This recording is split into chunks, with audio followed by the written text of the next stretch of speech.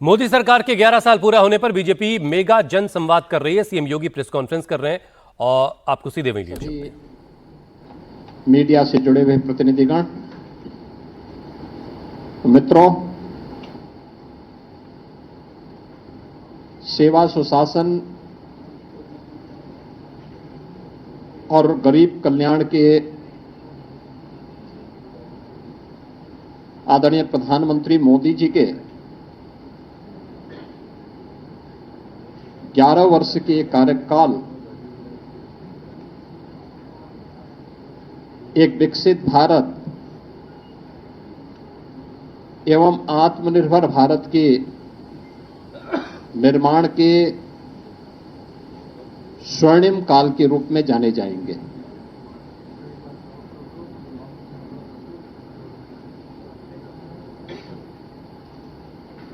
इन 11 वर्षों में प्रधानमंत्री मोदी जी ने वैश्विक स्तर पर भारत के विश्वास को सुदृढ़ करते हुए भारत को न केवल वैश्विक पहचान दी है, बल्कि स्वयं को तपाकर खपाकर 140 करोड़ भारतवासियों को भी एक विश्वास का प्रतीक बनाया है।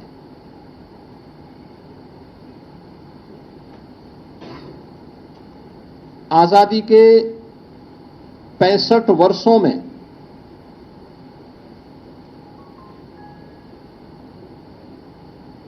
कांग्रेस नेतृत्व की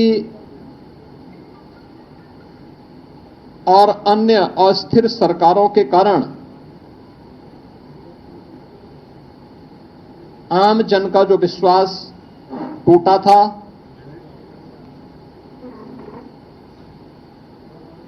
जो विश्वास खंडित हुआ था, वैश्विक मंच पर भारत की छवि जो तार-तार हुई थी, पिछले 11 वर्षों के अंदर प्रधानमंत्री मोदी जी के नेतृत्व में भ्रष्टाचार से मुक्त, परिवारवाद से मुक्त, तुष्टीकरण की राजनीति से मुक्त, एक भारत श्रेष्ठ भारत की परिकल्पना को साकार करने वाली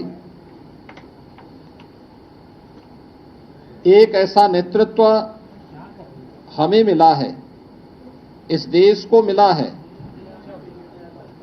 जिन्होंने पूरे भारत को विश्वास का प्रतीक बना करके भारत को विकसित भारत और आत्मनिर्भर भारत की एक सुदृढ़ नींव का निर्माण करते हुए अगले 25 वर्ष की एक व्यापक कार्य योजना पूरे भारतवासियों के सामने भी प्रस्तुत कर दी है। इन 11 वर्षों में भारत ने न केवल सामाजिक और सांस्कृतिक दृष्टि से, बल्कि सुरक्षा के मोर्चे पर, सुशासन के मोर्चे पर और आर्थिक मोर्चे पर भी एक नई पहचान बनाई है।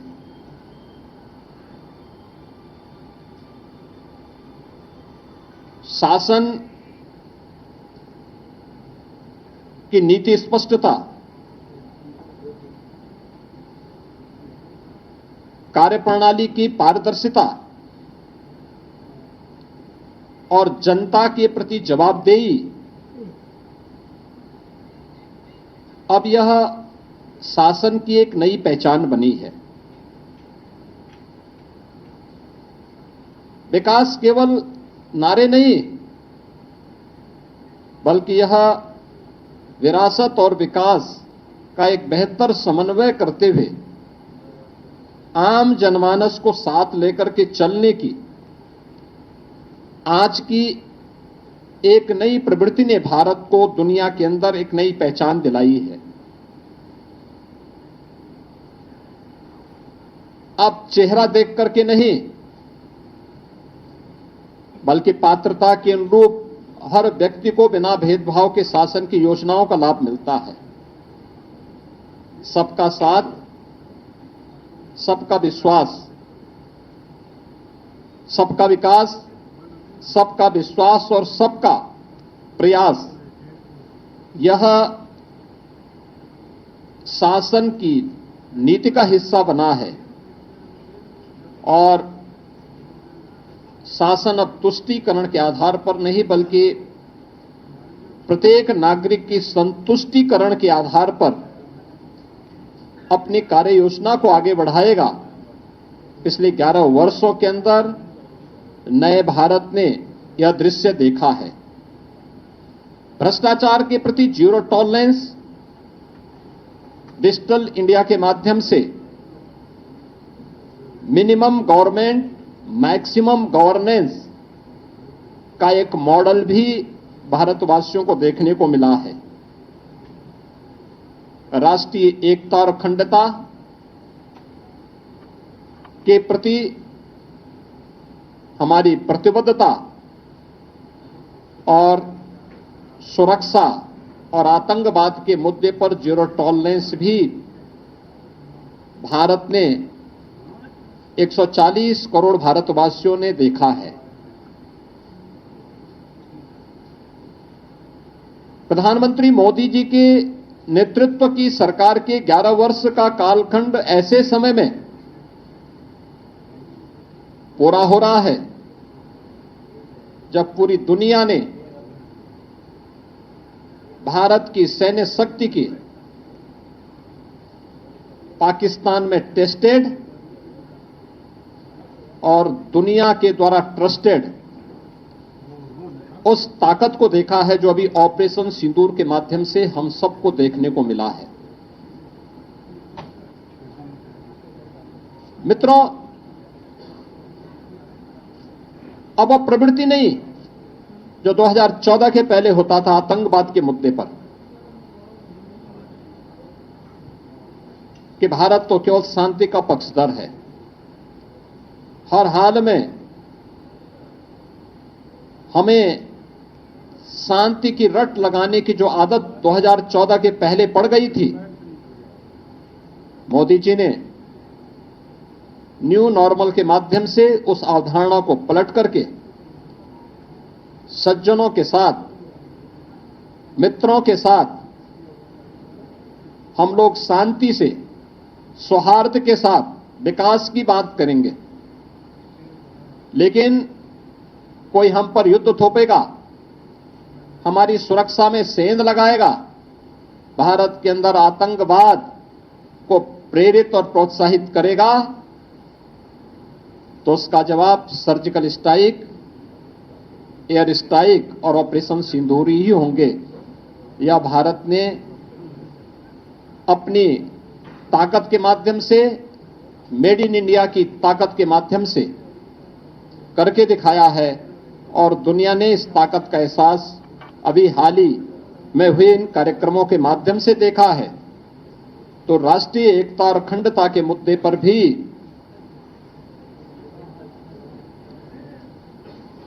उन्नीस से लगातार भारत पर थोपे गए धारा 370 को पूरी तरह समाप्त करके जम्मू कश्मीर को, लद्दाख को भारत के कानून के अनुरूप, भारत के संवैधानिक दायरे में लाकर भारत की अखंडता को कश्मीर से कन्याकुमारी तक एक भारत श्रेष्ठ भारत के इस नए मॉडल के रूप में प्रस्तुत किया है। मित्रों, आजादी के अमृत महोत्सव वर्ष में देश की जनमानस को प्रधानमंत्री मोदी जी ने विकसित भारत का जो मंत्र दिया, इसके लिए प्रधानमंत्री मोदी जी ने 5 प्रण और 11 संकल्प प्रत्येक भारतवासी को याद कराए थे।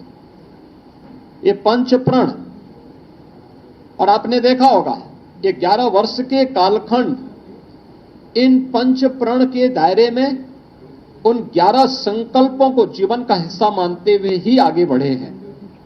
ये पंच प्रण, विकसित भारत का संकल्प, गुलामी की मानसिकता से मुक्ति, अपनी विरासत पर गर्व, राष्ट्रीय एकता और एकजुटता और नागरिक कर्तव्य का पालन। 11 वर्ष के कालखंड को अगर आप देखेंगे तो सरकार ने विकसित भारत की जो आधारशिला रखी है वह इन्हीं पंच प्रण को ध्यान में रख करके ही रखी है, और इसी पर आधारित विकसित भारत का ये मॉडल जो आज भारत को अपनी विरासत के साथ भी जोड़ता है, दुनिया की एक आर्थिक महाशक्ति के रूप में भी स्थापित करता है और एक सामरिक शक्ति के रूप में भी भारत की ताकत का एहसास दुनिया को कराता है। उसने भारत के लिए जो 11 संकल्प प्रधानमंत्री मोदी जी ने प्रत्येक भारतवासी के लिए सुनिश्चित किए, उनमें कर्तव्य का पालन, एक समावेशी विकास, गांव, गरीब, किसान, नौजवान, महिलाएं, समाज के प्रत्येक तबके को ध्यान में रख करके किए गए कि पिछले 11 वर्षों में गरीब कल्याणकारी, लोक कल्याणकारी कार्यक्रम, इंफ्रास्ट्रक्चर के डेवलपमेंट का जो मॉडल है, ये सभी उसके हिस्से हैं। भ्रष्टाचार मुक्त शासन, टेक्नोलॉजी का उपयोग करते, डीबीटी के माध्यम से जो कार्य पिछले 11 वर्ष के अंदर देखने को मिले हैं, स्वतंत्र भारत में 65 वर्षों में इस प्रकार का मॉडल कभी भी देखने को नहीं मिला। कानून का सम्मान, हर व्यक्ति कानून से बड़ा कोई नहीं। हमें कानून का सम्मान करना होगा क्योंकि कानून हर भारतवासी को संरक्षण देता है। वंशवाद की राजनीति का अंत, ये परिवारवाद की राजनीति, ये जातिवाद को भी बढ़ावा देती है, देश के सामाजिक ताने बाने को छिन्न भिन्न करती है। इतिहास की उन गलतियों की पुनरावृत्ति नहीं होने देना है जिनके कारण देश फिर से जिसके कारण देश गुलाम हुआ था। उस प्रकार की पुनरावृत्ति फिर न हो, इसके लिए आवश्यक है कि वंशवाद की राजनीति को समाप्त किया जाए। महिलाओं को नेतृत्व, नारी मातृ वंदना कार्यक्रम से लेकर के बेटी बचाओ बेटी पढ़ाओ से लेकर के नारी शक्ति वंदन अधिनियम तक किए गए अनेक कार्यक्रम, सैनिक स्कूलों में बेटियों की भर्ती हो, नेशनल डिफेंस एकेडमी में भी पहली बार महिला भी वहां पर भर्ती हो सकती है और वह भी सेना में उच्च सैन्य अधिकारी के पद पर जा सकती, कमीशन अफसर के रूप में जा सकती है, यह पहली बार हुआ है। संविधान का सम्मान, बाबा साहब भीमराव अंबेडकर के द्वारा बनाए गए संविधान का हर हाल में सम्मान होगा, और इसके लिए प्रधानमंत्री मोदी जी ने 26 नवंबर की तिथि को संविधान दिवस के रूप में पूरे देश के अंदर 2015 से इस तिथि को आयोजन करने की कार्रवाई ये पहली बार हुआ। आरक्षण की सुरक्षा, सामाजिक दृष्टि से जो भी पिछड़े हैं, दलित हैं, वंचित हैं, उनको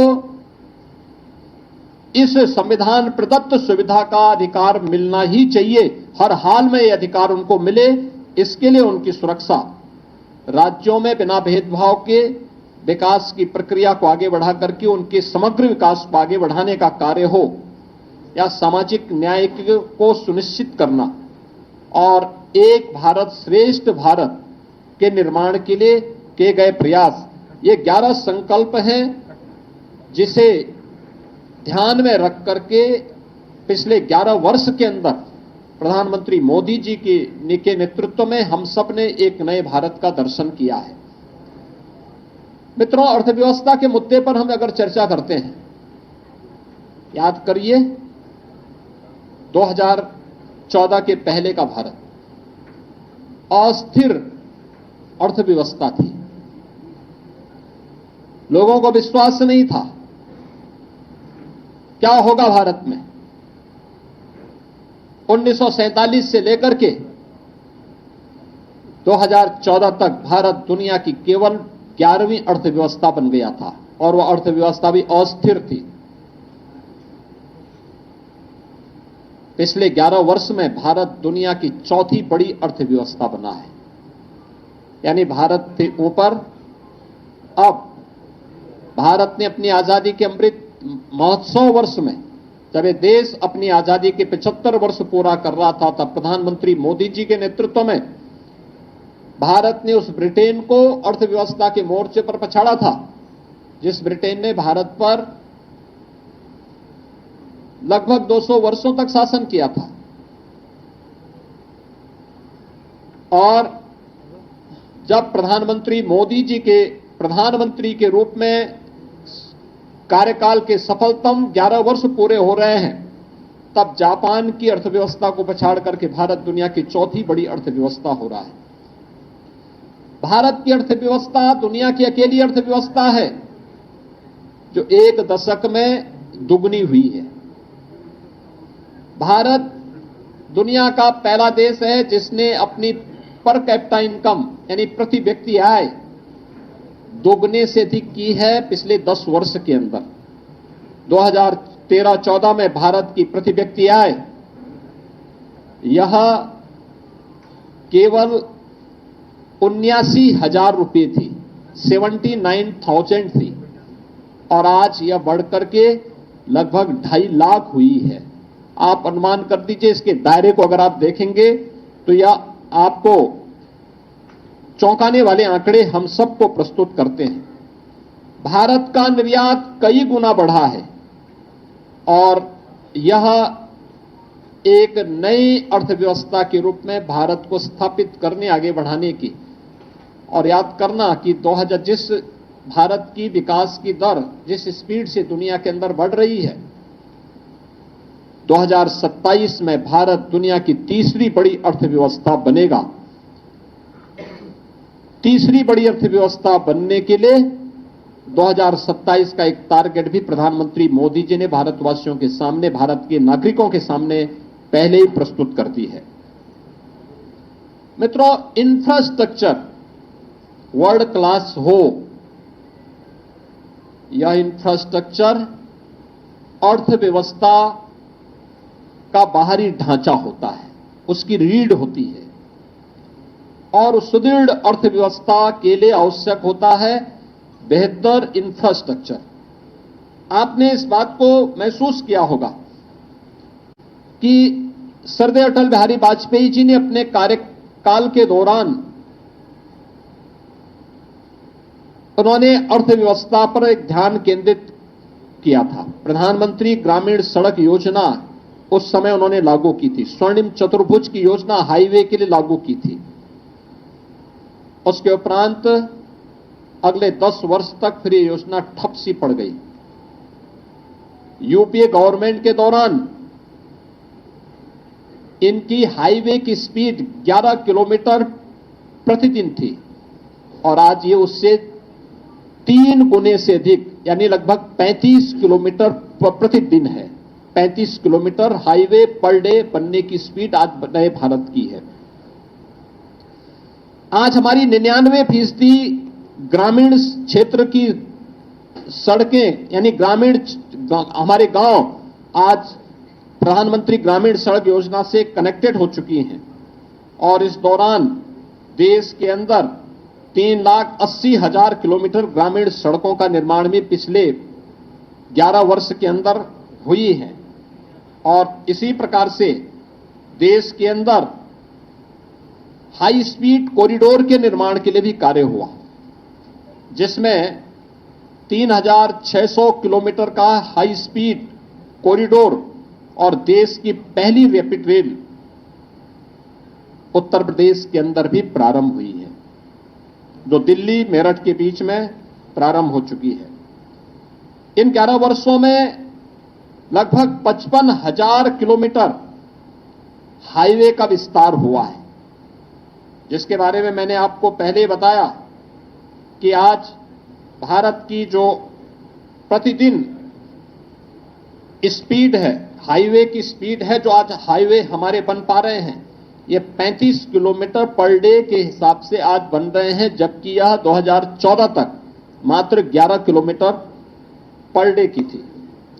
मेट्रो, पब्लिक ट्रांसपोर्ट का बेहतरीन माध्यम मेट्रो, 2014 में देश के अंदर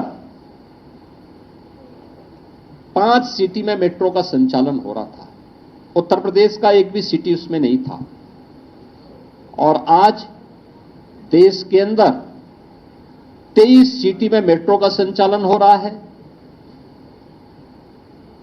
यूपी के 6 सिटी ऐसी हैं जहां मेट्रो का सफलतापूर्वक संचालन आज के दिन पर हो रहा है। विश्वस्तरीय सुविधाओं से एक तो नई ट्रेन नमो भारत एक्सप्रेस के रूप में, अमृत भारत एक्सप्रेस के रूप में और वंदे भारत एक्सप्रेस के रूप में आज हम सबको देखने को मिल रही है। एयर कनेक्टिविटी 1947 से लेकर के 2014 तक भारत के अंदर केवल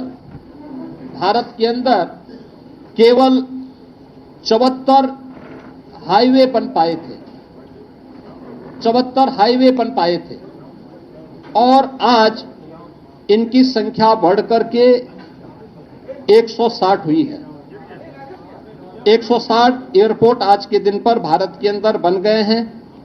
और उत्तर प्रदेश के अंदर अगर हम देखते हैं तो उत्तर प्रदेश के अंदर यह संख्या अगर 2017 में केवल 2 एयरपोर्ट पूरी तरह और 2 आंशिक रूप से सक्रिय थे, तो आज के दिन पर उत्तर प्रदेश में 16 एयरपोर्ट पूरी तरह सक्रिय हैं और कार्य कर रहे हैं, जिनमें से 4 इंटरनेशनल एयरपोर्ट हैं और 5वां इंटरनेशनल एयरपोर्ट उत्तर प्रदेश के अंदर बहुत शीघ्र जेवर में गौतम बुद्ध इंटरनेशनल एयरपोर्ट के रूप में सामने आ रहा है। अन्नदाता किसान देश के अंदर राजनीतिक एजेंडे का हिस्सा 2014 में ही बन पाया था। सॉइल हेल्थ कार्ड हो,